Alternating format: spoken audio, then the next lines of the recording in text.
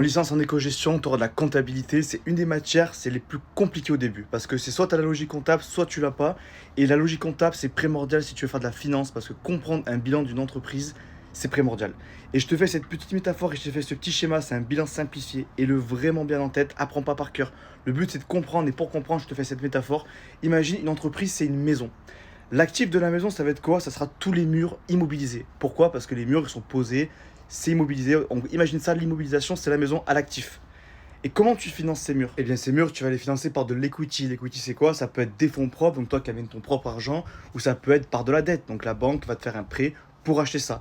Et je rappelle aussi l'immobilisation, par exemple, si on prend le cas d'une entreprise, ça va être tout ce qui va être l'usine, les machines, les brevets, ce genre de choses.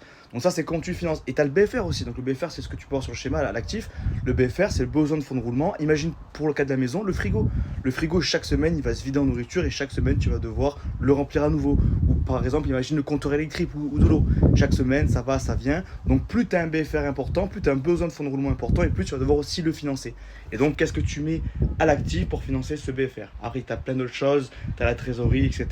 Mais le but, c'est que vraiment vous compreniez ça parce que c'est vrai, quand on arrive en licence, la prof va très vite, les professeurs vont très vite et vous confondez vachement. Mais moi, je confondais énormément l'actif et le passif. Qu'est-ce que je mets et c'est quoi concrètement? Donc, vraiment, faites-vous simple pour une maison.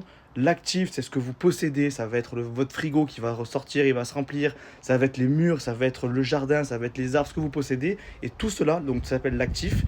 Tout cela, comment vous le financez?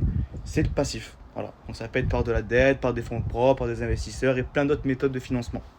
Donc ça, c'est primordial. En licence économie-gestion, il y a des matières, voilà, il faut apprendre par cœur quand c'est des matières un peu mathématiques, ce genre de choses. Mais ce qui est très important quand des matières comme la compta et même la finance en général, c'est comprendre les concepts. Quand vous comprenez les concepts, vous pourrez après toujours rebondir sur vos pattes et savoir, voilà, là, il se passe ça parce que là, ça va monter.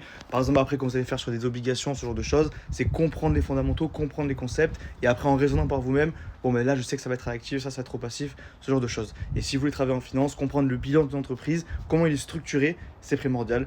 Donc voilà ce que je pouvais vous dire.